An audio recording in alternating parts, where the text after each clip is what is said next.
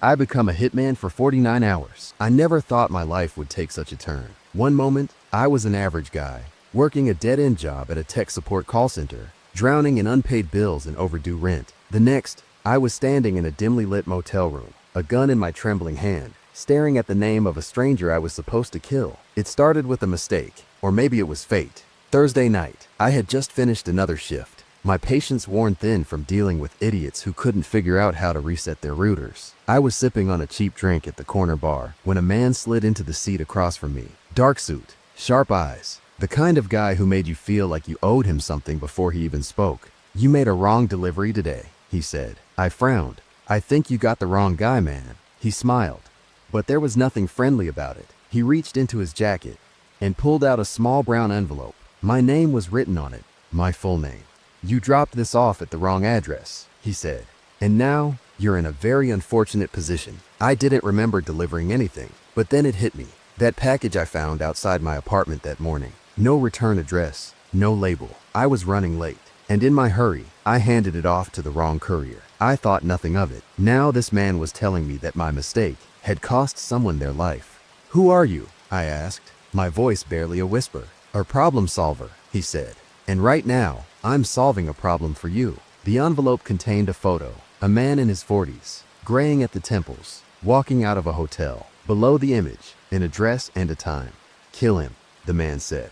"In 49 hours. Do it, and you walk away with $100,000. Refuse, and you're the next name in an envelope." I laughed, thinking this was some sick joke. But then he placed a phone on the table. "Press play, and let me listen to a recording." My voice, my apartment. Me talking on the phone earlier that day. They had been listening, watching. I wasn't being offered a job. I was being told to do it. I left the bar with the envelope in my pocket, my mind spinning. Could I do this? I wasn't a killer. Hell, I got so nervous. But $100,000, enough to pay off my debts and start new life. And if I said no, I was dead. I had 49 hours to decide. Or maybe I had already decided. I spent the first 6 hours in denial. I told myself there had to be a way out. Maybe I could run, but where? I had no money, no connections, nothing. The second I tried to disappear, they'd find me. So I did what any desperate man would do. I started watching videos, researching, searching for anything that would tell me how to kill a man and get away with it. By hour 12, I had bought a gun, an unregistered Glock from a guy in a back alley who didn't ask questions. It felt heavy in my hand. By hour 18, I was sitting in my car outside the address, watching my target. He lived in a decent apartment, the kind of place I could never afford. He had a wife, a kid. Could I really do this? By hour 24, I had an answer. Yes. Fear had turned into something else. Survival. I followed him to a parking garage late at night. The place was nearly empty. He didn't even see me coming. One shot to the head. Quick, quiet. My hands were shaking as I ran back to my car. My heart was hammering. But I wasn't thinking about guilt. I was thinking about how easy it was. Too easy. I was supposed to feel something. Remorse. Disgust. But all I felt was relief. And then my phone buzzed. A new message. A new address. The new target. I had a feeling the job wasn't over. And maybe, just maybe, I didn't want it to be. I sat in my car, gripping the steering wheel so tightly my knuckles turned white. The gun lay on the passenger seat, still warm. The parking garage was silent, except for the faint hum of fluorescent lights flickering above. I had done it. I had killed a man, and nothing about me felt the same. My heart was still racing, but it wasn't fear anymore.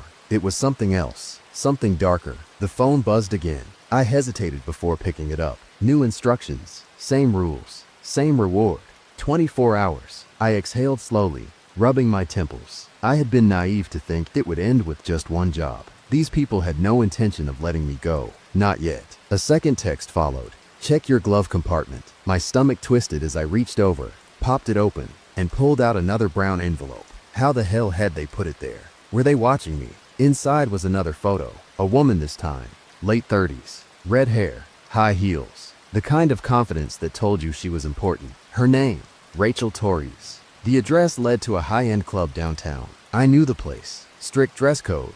Overpriced drinks. The kind of spot where rich clowns drowned themselves in luxury. I swallowed hard. The first kill had been messy, rushed.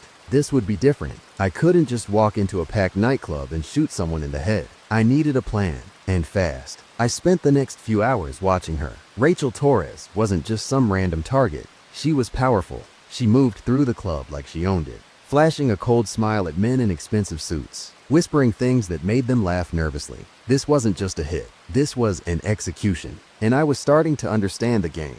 By now, I knew I wasn't the first guy to get roped into this. There had been others before me, people desperate enough to pull the trigger, just like I was. But something told me not all of them survived long enough to spend their blood money. I had 24 hours. I had to be smart. I dressed the part. Black suit, polished shoes, a Rolex knockoff I picked up from a street vendor. I walked through the doors like I belonged. Rachel was sitting in the VIP section, sipping something dark from a crystal glass. Two men flanked her, bodyguards in tailored suits. This wasn't going to be easy. I needed to get her alone, so I played the long game. I lingered at the bar, kept my distance, watched. She laughed at a joke, leaned in close to one of the men, whispered something, and then she got up and walked toward the restroom. I followed. My heart pounded as I pushed through the crowd. I wasn't thinking about morality anymore.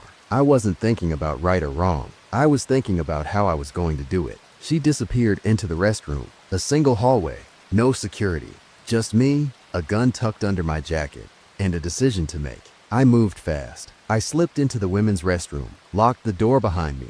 She turned, eyes narrowing as she saw me.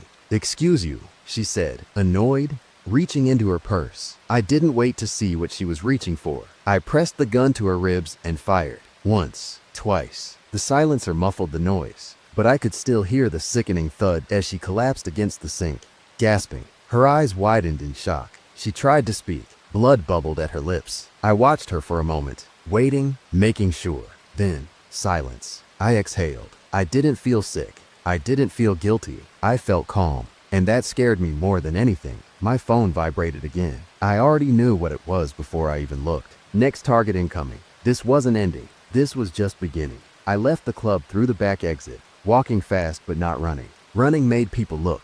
Running got you caught. The night air was thick with city smog, my pulse steady as I weaved through the alleyways.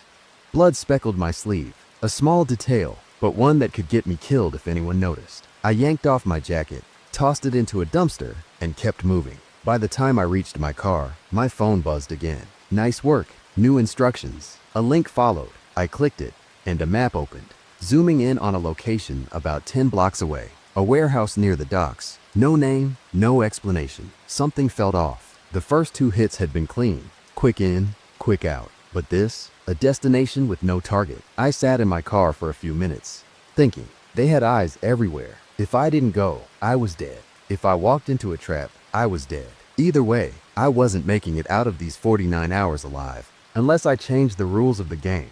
So I went. But I went prepared. I ditched my phone on the way, tossing the SIM card into a sewer grate. Then, I stopped by my apartment, grabbed a backup piece, a small concealable .38, and slipped it into my waistband. Whatever waited for me at that warehouse, I wasn't walking in blind. The warehouse was the kind of place where bad things happened. Rusted metal doors, cracked pavement, a single flickering light above the entrance. I took a breath, pushed through the door, and stepped inside. The air smelled like oil and old wood. Crates were stacked high, creating a maze of shadows. My footsteps echoed, and then I saw him, the man from the bar, the one who started all this. He stood in the center of the room, hands in his pockets, smiling like we were old friends. "I was wondering when you'd show up," he said. I didn't speak, just kept my hand close to my gun. He nodded toward a chair behind him. Someone was tied to it, someone bloody, beaten, barely conscious. I took a step closer, and my stomach dropped. It was the guy from my first hit. The man I shot in the parking garage was supposed to be dead, but he was alive. "What the hell is this?" I asked, my voice low, steady. The man in the suit chuckled. "A test, and you failed." My mind raced. My first job had been a setup, but why? "You hesitated," he continued, circling me like a predator. "We needed to see if you had the instinct, if you wanted it." I clenched my jaw. "So what now?" He pulled out a gun and tossed it at my feet. "Now you prove yourself." I looked down at the gun, then at the half-dead man in the chair. This wasn't about survival anymore. This was about control. And for the first time since this nightmare started, I realized I had it. I stared at the gun on the floor, its cold metal catching the dim light. The man in the suit watched me, his expression unreadable. The half-dead guy in the chair, my supposed first kill, groaned, His swollen eyes barely opened. This was a setup, a twisted experiment, and I was the rat in the maze. "You want me to finish the job?" I said, keeping my voice steady. The man in the suit nodded. This time, no hesitation, no running.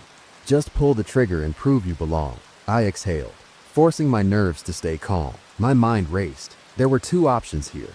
Either I did what they wanted and became their puppet, or I found a way out. But what if there was no way out? I picked up the gun. It felt lighter than my Glock, smaller, a .22 maybe, the kind of weapon that didn't make a mess. I lifted it, aimed at the man in the chair. He barely reacted. He was too far gone to fight. My finger hovered over the trigger.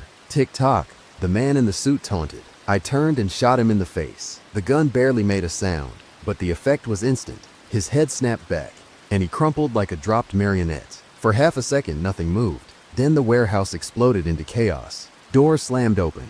Boots pounded against the concrete. I had about 3 seconds before they killed me, so I ran. I dove behind a stack of crates just as gunfire erupted. Bullets tore through the wood, splinters flying past my face. I gritted my teeth, gripping the gun tight. I had 6 rounds left, and I planned on using every damn one. I crouched low, heart hammering in my chest. The air reeked of gunpowder and sweat. Shadows moved between the crates. 3, maybe 4 guys, armed, professional. I was outnumbered, but I wasn't out yet. I stayed quiet, listening. Footsteps approached from my left, slow, careful. I waited until he was close enough, then popped up and fired. The shot hit him in the throat. He gurgled, dropping instantly. 3 left. The others panicked, firing blindly. I rolled behind another crate as bullets chewed through the space I'd just been. I needed a better weapon. The guy I just dropped had an SMG slung over his shoulder. I sprinted, snatched it, and ducked just in time to avoid another barrage of bullets. Then I returned fire. The rapid burst of the SMG was deafening. 1 guy went down.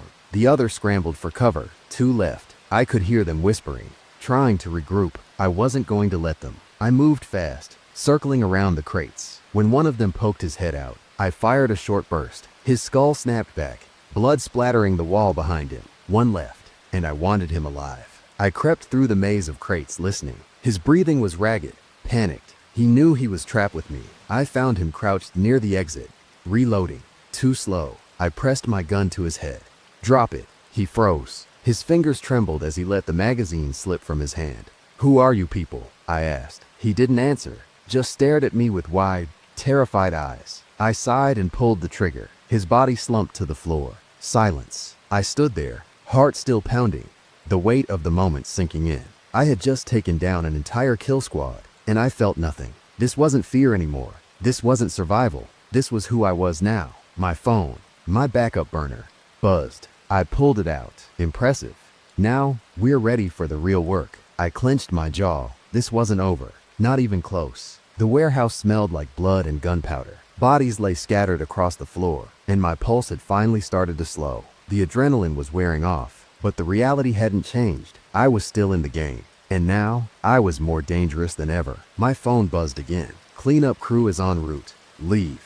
Whoever was pulling the strings had been watching, tracking my every move. I had 2 choices: run and spend the rest of my life looking over my shoulder, or play along and figure out who the hell was running this show. I stepped over the bodies, grabbed extra ammo from the dead men's belts, and left through a side exit. The city swallowed me whole, neon lights reflecting off rain-slicked streets. I blended into the crowd, head down, mind racing. Who were these people? The ones testing me, pushing me, grooming me, and more importantly, what did they want from me next? I was about to find out, because as soon as I turned the corner, a black SUV pulled up, window rolling down just enough to reveal a new face. A woman, late 30s, sharp cheekbones, sleek black hair, cold eyes. She didn't smile, didn't even blink.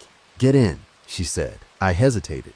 "You don't have a choice," she added. She was right, so I got in. The SUV smelled like expensive leather and bad intentions. The woman sat across from me, one leg crossed over the other, her gaze drilling into me like she was reading a file inside my head. "Who are you?" I asked. She smirked.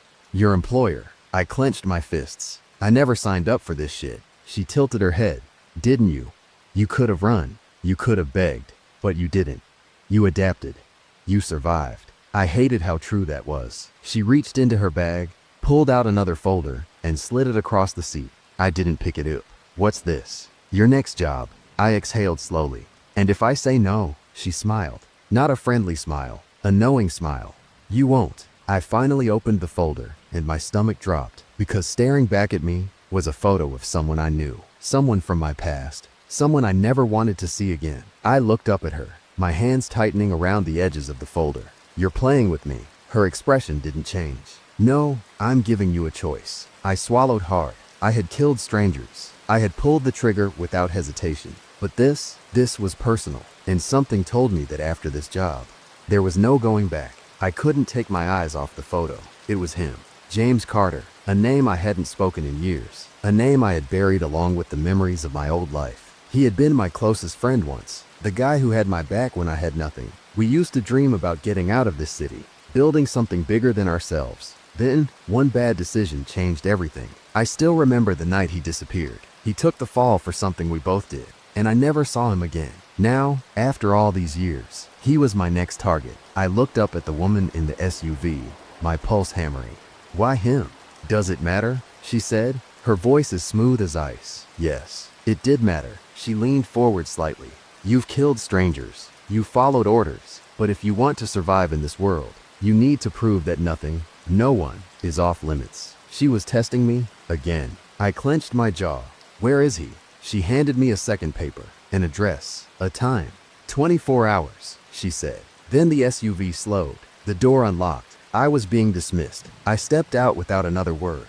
The folder clutched tightly in my hand. The SUV disappeared into the night, leaving me standing in the rain, staring at the name of the one person I thought I'd never have to face again. I spent the next few hours sitting in my apartment, staring at the folder. I couldn't bring myself to open it again. I knew what was inside. His habits, his schedule, his weaknesses. Everything I needed to find him, to kill him. I took a long, shaky breath and downed another shot of caffeine. This wasn't like the others. The first two jobs had been about survival. This this was something else. I needed to see him first. Needed to know if he was even the same person. So I grabbed my gun, tucked it into my waistband, and headed for the address. James Carter lived in a rundown apartment complex on the east side of town. The kind of place where nobody asked questions, and the cops only showed up when someone turned up dead. I parked across the street, keeping my head low. The clock on my dashboard read 11:42 p.m. A light was on in his apartment, 3rd floor, second window from the left. I waited.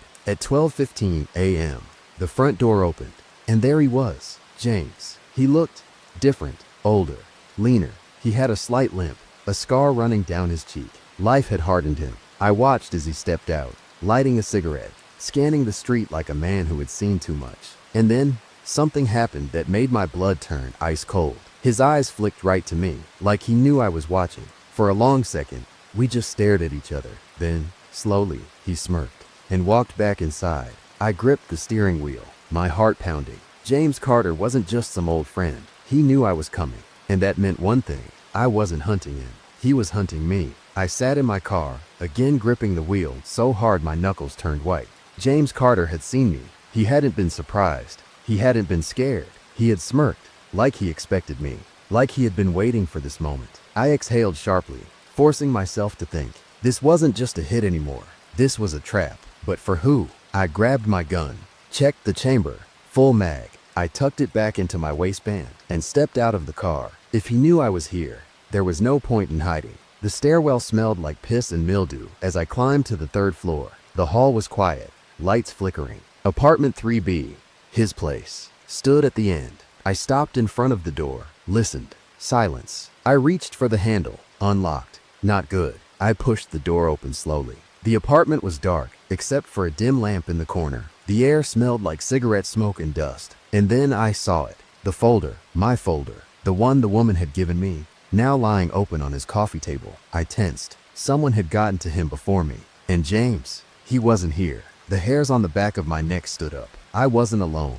A shadow moved in the corner of my vision. I spun, gun drawn. Too slow. A fist slammed into my ribs. I staggered back, gasping. Another hit, this time to my jaw. My vision blurred as I crashed against the table, knocking over the lamp. Then a familiar voice spoke. Still slow, man.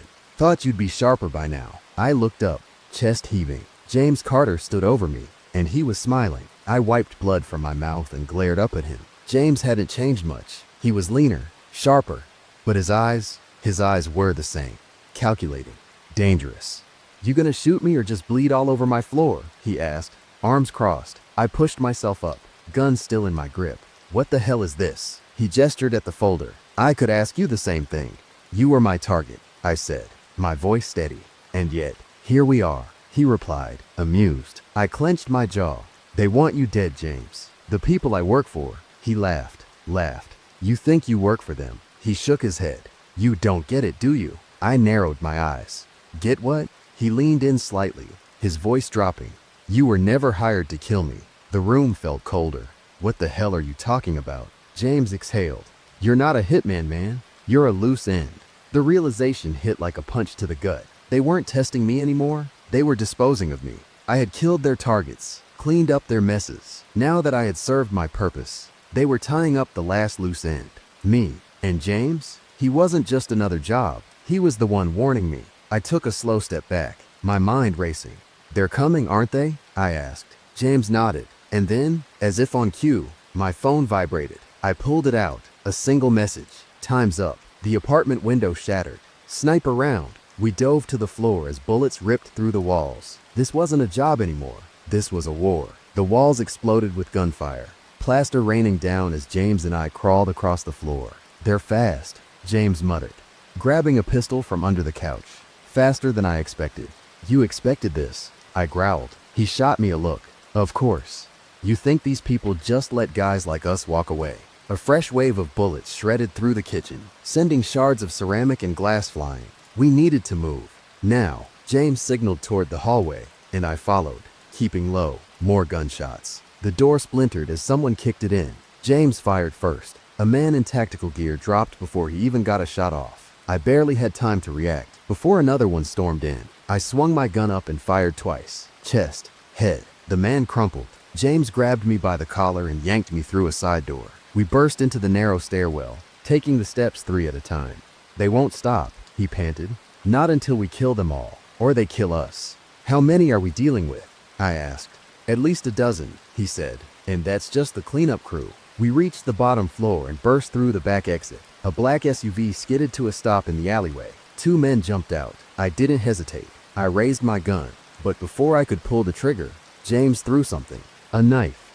Fast and precise. It lodged straight into the first guy's throat. The second man turned his weapon on James. I shot him before he could pull the trigger. Headshot. He dropped like a sack of bricks. James turned to me, breathing hard.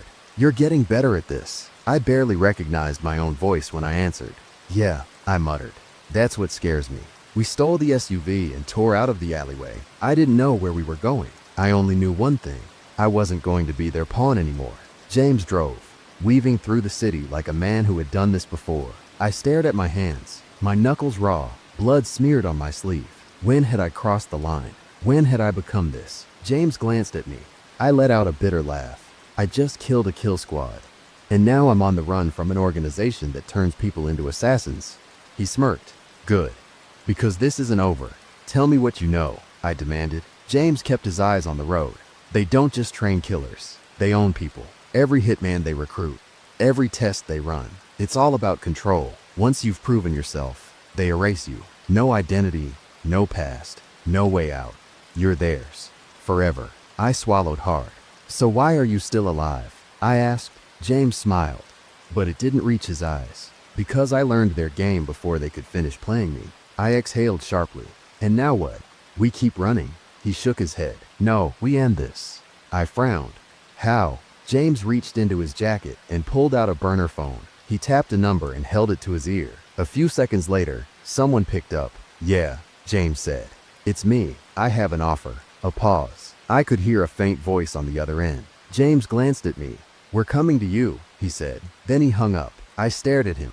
Who the hell was that? James put the car in gear, his expression unreadable. The only person who hates them more than we do. I had a bad feeling about this. But at this point, I was out of options. The SUV roared down the highway, cutting through the night like a bullet. James didn't say much, and I didn't push him. My mind was too busy working through everything. What I had done, who I had become, and the fact that I only had one way out of this. We pulled into an abandoned industrial site on the outskirts of the city. Rusted factories, cracked pavement, the kind of place where bodies went missing. A single car waited near a loading dock. The headlights were off, but I could see the outline of someone leaning against the hood. James parked, killed the engine. "Let me do the talking," he muttered. I nodded, gripping the gun in my waistband. As we stepped out, the figure pushed off the car and walked toward us. A woman, not the same one who gave me the folder, someone else, someone worse. I recognized her instantly. Her name was Valerie Kane, ex-government, a fixer, a ghost. If she was involved, this went way deeper than I thought. James nodded at her. "You got what I asked for?" Valerie reached into her jacket and tossed a black duffel bag onto the ground between us. I didn't need to open it to know what was inside.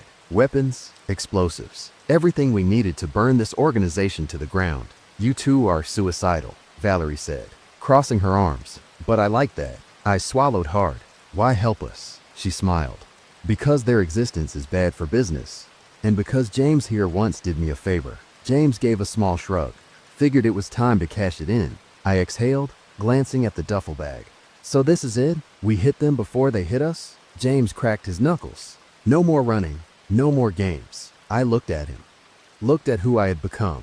I wasn't the same man who had been forced into this world. I had survived every test. Now it was my turn to set the rules. I grabbed the bag. "Let's end this." The plan was simple. We weren't just going to kill the people pulling the strings. We were going to erase them. Their headquarters was hidden behind a front company, a private security firm downtown. But James knew the truth. Inside that building was a data center containing every name, every transaction, every dirty secret they had ever buried. We weren't just going to take out the people in charge. We were going to take down everything. James and I moved fast. We wore stolen security uniforms, walked through the front door like we belonged. No alarms, no suspicion. Until we reached the server room. That's when the first bullet flew past my head. We hit the ground as the entire hallway erupted in gunfire. James fired back, dropping one of the guards instantly. I took out another, but more were coming. We weren't making it out of here alive unless we moved fast. I sprinted to the server rack, pulled the bag off my shoulder, and set the charges. James covered me, his shots echoing in the tight space. "Done," I shouted. We backed toward the stairwell, but more guards were closing in. "Go," James yelled. I hesitated. "What about you?" He gave me a small smirk. "I'll be right behind you." I knew he was lying, but I ran anyway. I reached the street, my heart hammering. The detonator was in my hand. I turned back. James stood at the doorway, blood on his face, gun still in his hand. I saw the moment he made peace with it, the moment he decided to stay. I shook my head. "James, do it," he said. I clenched my jaw, then I pressed the button. The explosion ripped through the building, glass shattered, smoke filled the air. James was gone, and so was everything they had built. I disappeared that night. No name, no past, no loose ends. The organization was finished, but I knew the game wasn't over.